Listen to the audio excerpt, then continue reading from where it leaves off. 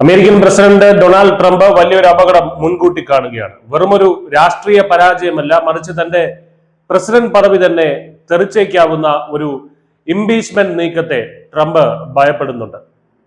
White ഹൗസിൽ അധികാരം നിലനിർത്താൻ ട്രംപിന് മുന്നിലുള്ള അവസാന വഴി 2026 ഇടക്കാല തിരഞ്ഞെടുപ്പാണ്.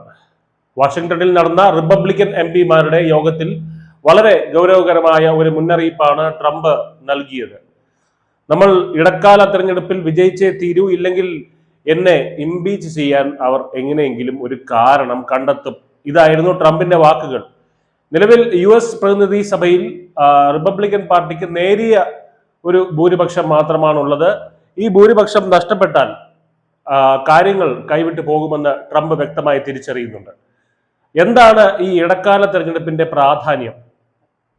ഈ നവംബറിൽ നടക്കുന്ന വോട്ടെടുപ്പിൽ ട്രംപിന്റെ പാർട്ടി പരാജയപ്പെടുകയാണെന്നുണ്ടെങ്കിൽ അദ്ദേഹത്തിന് പ്രസിഡന്റ് സ്ഥാനം ഉടനടി നഷ്ടമാകില്ല. പക്ഷേ രാജ്യം ഭരിക്കാൻ ആവശ്യമായ നിയമനിർമ്മാണങ്ങൾ നടത്താൻ ഒരുപക്ഷെ അദ്ദേഹത്തിന് കഴിഞ്ഞെന്ന് വരില്ല. US കോൺഗ്രസിൽ ഡെമോക്രാറ്റുകൾ മേൽക്കൈ നേടുകയാണെന്നുണ്ടെങ്കിൽ ട്രംപ് കൊണ്ടുവരുന്ന പരിഷ്കാരങ്ങൾ ഓരോന്നായി അവർ വെട്ടിനിരത്തും. അതിലുപരി ട്രംപിനെ പുറത്താക്കാനുള്ള ഇംപീച്ച്മെന്റ് നടപടികൾക്ക് അവർക്ക് എളുപ്പത്തിൽ തുടക്കമിടാനും സാധിക്കും. അപ്പോൾ ഇതൊരു വെറുമൊരു ഭീഷണിയല്ല.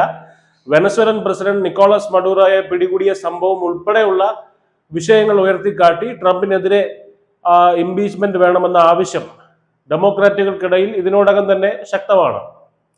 അപ്പോ മേരിലാൻഡിൽ നിന്നുള്ള ഡെമോക്രാറ്റിക് അംഗം ഏപ്രിൽ മക്ലൈൻ ഡെലാനി ഇതിനോടകം തന്നെ ഇതിനായി നീക്കങ്ങൾ ആരംഭിച്ചു കഴിഞ്ഞു. സ്വന്തം പാർട്ടിയിലെ ഭിന്നതകൾ മറന്ന് ഒറ്റക്കെട്ടായി നിന്നാൽ മാത്രമേ ഈ രാഷ്ട്രീയ പ്രതിസന്ധി മറികടക്കാൻ കഴിയൂ എന്നാണ് ട്രംപ് തന്റെ MPമാരെ ഓർമ്മിപ്പിക്കുന്നത്. ചുരുക്കത്തിൽ വരാനിരിക്കുന്ന ഇടക്കാല തെരഞ്ഞെടുപ്പ് ട്രംപിന് കേവലം ഒരു വോട്ടെടുപ്പ് മാത്രമല്ല, മറിച്ച് തന്റെ രാഷ്ട്രീയ നിലനിൽപ്പിനായിട്ടുള്ള ജീവൻ മരണ പോരാട്ടമാണ്.